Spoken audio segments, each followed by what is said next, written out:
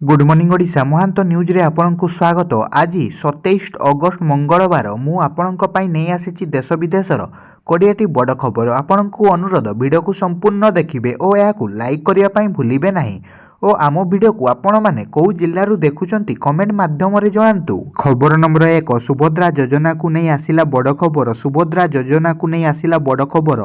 महिला और शिशु विकास विभाग पक्षरु सुभद्रा योजना पई गाइडलाइन जारी करा जायछि। गाइडलाइन अनुजाई आवेदनकारी ओडिशार बासिंदा होइतिबे, बयस 21 रु अधिक 60 वर्षरु कम होइतिले सुभद्रा योजना आवेदन करिपारिबे। आधार कार्ड रे थिबा जन्म तारीख को ग्रहण कराजिबो। 1 जुलाई 2024 सुद्धा 21 रु कम और 60 रु अधिक होइतिले एही योजना पाइबेनी।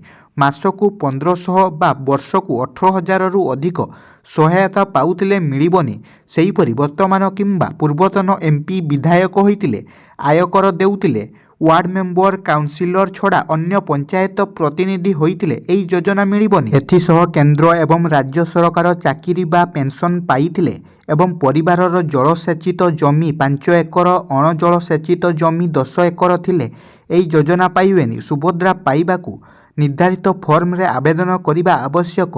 ऑफलाइन फॉर्म पूरण बा ऑनलाइन रे सुभद्रा पोर्टाल रे आवेदन करि परिबे। अंगनवाड़ी केंद्र, ब्लॉक, मो सेवा केंद्र रे मागणा रे मिलिबो फॉर्म।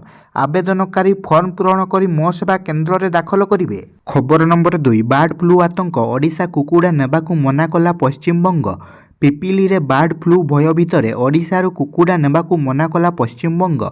कुकुड़ा और कुकुड़ा जात द्रव्य आमदानी उपरे कटकणा लगाइछि पश्चिमबंग।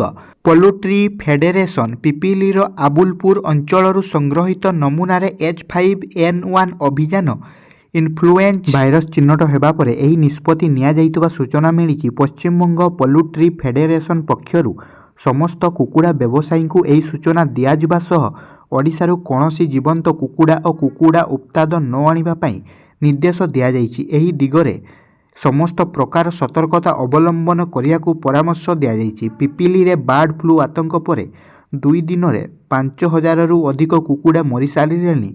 प्रशासन चाषी माने क्षतिपूरण पाई नथिबारु बढ़ुची असंतोष। खबर नंबर 3 लद्दाख रे 5 नुआ जिला गठन कले केंद्र सरकार। लद्दाख रे 5 नुआ जिला गठन पई केंद्र सरकारर निष्पत्ति नेइछंती। सरकारंको एही निष्पत्ति लोकंको पई लाभदायक होबो। प्रधानमंत्री नरेंद्र मोदींको नेतृत्वाधीन सरकार लद्दाखवासींको पई प्रचुर सुजोग सृष्टि करियाकू लक्ष्य रखिचंती बोली शाह कहिचंती।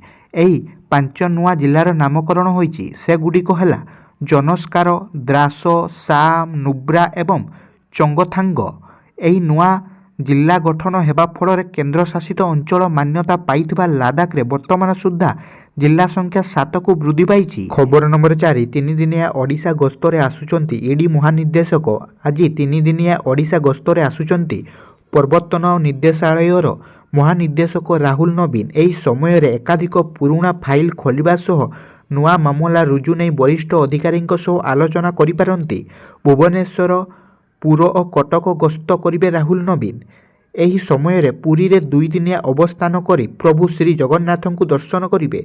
या परे कटक रे जस्टिस अर्जित पासायतंक बासभवन रे हेबाकु थिबा समीक्षा बैठक रे जोग देबे। परे भुवनेश्वर प्रवर्तन निर्देशालय शाखा कार्यालय परिदर्शन करिबा कार्यक्रम रहिछि। मंगलवार संध्यारे भुवनेश्वर विमानबंदर रे पहुंचिबा परे सेठारु सीधासड़क पुरी गस्त करिवार कार्यक्रम रहिछि। खबर नंबर 5 वर्षा पाई आजिठु एही राज्य रे बंद रहिबो स्कूल। गुजरात रे प्रबल वर्षा पाई आज अर्थात अगस्त 26 तारिख रे समस्त प्राथमिक विद्यालय बंद रहिबो। राज्य शिक्षा मंत्री एने सूचना दैछंती। खबर नंबर 6 वायनाड रु ब्रह्मपुर फेरिला स्ट्रम। केरଳର वायनाड जिल्ला रे गत जुलाई 30 रे होइतबा प्रलयंकारी भूस्खलनर निखोजंकु उद्धार कार्य रे सहयोग पाई जाइतबा ब्रह्मपुर पुलिस रो संधानी कुकुर स्ट्रम फेरिछि। सेठारे सर्च ऑपरेशन समय रे स्ट्रम 12 रु 15 मृतदेह ठाब करितबा हेड कॉन्स्टेबल प्रहलाद नायक कहिचंती। स्ट्रम रो एही कार्य को सेठाकर आईजी प्रशंसा करितबा से कहिचंती। वायनाड भूस्खलन परे माटी तळे पति होइतबा मृतदेह ठाब करिया पई गत 4 तारिख रे ब्रह्मपुर पुलिस जिल्लार हेड कॉन्स्टेबल नायकों नेतृत्व रे एक 5 ଜଣିଆ ଟିମ୍ ଷ୍ଟ୍ରମ୍ ସହିତ ସେଠାକୁ ଯାଇଥିଲେ। ଭୂସ୍ଖଳନ ସ୍ଥାନରେ ରହି ସେମାନେ ନିଖୋଜଙ୍କୁ ଠାବ କରିବା ଆରମ୍ଭ କରିଥିଲେ। ଷ୍ଟ୍ରମ୍ ଚିହ୍ନଟ କରିଥିବା ସ୍ଥାନକୁ ଏନ୍ଡିଆର୍ଏଫ୍ ତରଫରୁ ଜେସିପି ଲଗାଇ ଖୋଳାଯାଇଥିଲା। ଏଭଳି ଭାବେ ସେଠାକାରେ କାମ କରାଯାଇ ବିଭିନ୍ନ ଦିନରେ ମୃତଦେହ ଠାବ ହୋଇଥିଲା।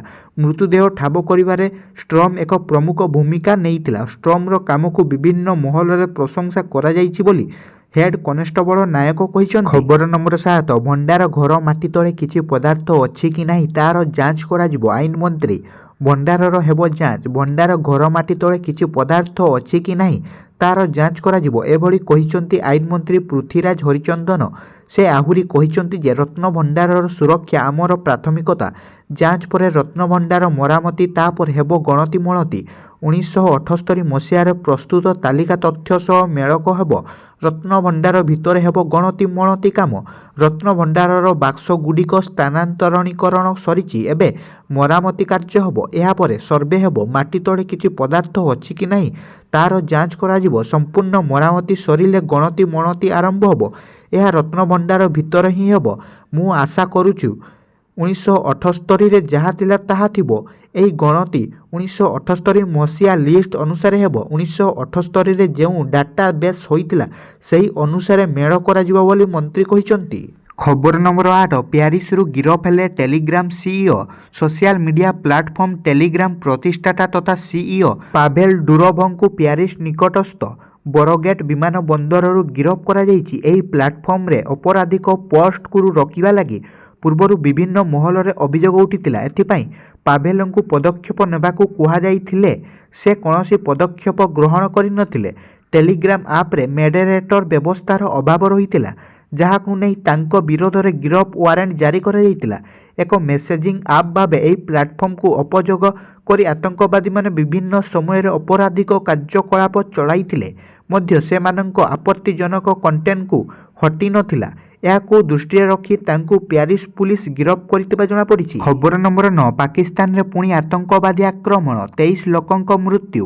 ପାକିସ୍ତାନରେ ଏକ ବଡ଼ ଆତଙ୍କବାଦୀ ଆକ୍ରମଣ ହୋଇଛି। ବନ୍ଧୁକଧାରୀମାନେ ସୋମବାର ଦିନ ଦକ୍ଷିଣ ପଶ୍ଚିମ ପାକିସ୍ତାନରେ କିଛି ଲୋକଙ୍କୁ ଗାଡ଼ିରୁ ଜବରଦସ୍ତ ଓହ୍ଲାଇ ପ୍ରାୟ 23 ଜଣଙ୍କୁ ହତ୍ୟା କରିଛନ୍ତି। ଜିଓ ନ୍ୟୁଜ୍ ଅନୁଯାୟୀ ମୃତ୍ୟୁବରଣ କରିଥିବା ସମସ୍ତ ଲତଯାତ୍ରୀ ଥିଲେ ବାଲୁଚିସ୍ତାନର ମୁସା ଖେଳର ରାରସାମ ଅଞ୍ଚଳରେ ଯାତ୍ରୀବାହୀ ବସ୍ ଏବଂ ଟ୍ରକ୍ରୁ ଓହ୍ଲାଇବା ପରେ ଅତି କମ୍ରେ 23 ଜଣ ଯାତ୍ରୀଙ୍କ ମୃତ୍ୟୁ ଘଟିଛି। ଖବର ନମ୍ବର 10 ସାର୍ବଜନୀନ ହେବ ଲକ୍ଷ୍ମଣାନନ୍ଦ ହତ୍ୟା ମାମଲାର ତଦନ୍ତ ରିପୋର୍ଟ। ଆଇନମନ୍ତ୍ରୀଙ୍କ ବଡ଼ ବୟାନ। ସାର୍ବଜନୀନ ହେବ ଲକ୍ଷ୍ମଣାନନ୍ଦ ହତ୍ୟା ମାମଲାର ତଦନ୍ତ ରିପୋର୍ଟ। ଏନେଇ ଖୁବ୍ ଶୀଘ୍ର ସରକାର ନିଷ୍ପତ୍ତି ନେବେ କହିଲେ ଆଇନମନ୍ତ୍ରୀ। ମୁଖ୍ୟମନ୍ତ୍ରୀ ଆଲୋଚନା କରିଛନ୍ତି ଆଗାମୀ ଦିନରେ ଶୀଘ୍ର ନିଷ୍ପତ୍ତି, ଶୀଘ୍ର ତଦନ୍ତ କମିଶନ ରିପୋର୍ଟ ଓ ଅନ୍ୟ ଦିଗ ସମ୍ପର୍କରେ ନିଷ୍ପତ୍ତି ନିଆଯିବ। ସ୍ୱାମୀ ଲକ୍ଷ୍ମଣାନନ୍ଦଙ୍କ ହତ୍ୟାକାଣ୍ଡର ସିବିଆଇ ତଦନ୍ତ ପାଇଁ ହାଇକୋର୍ଟରେ ମାମଲା ଚାଲିଛି।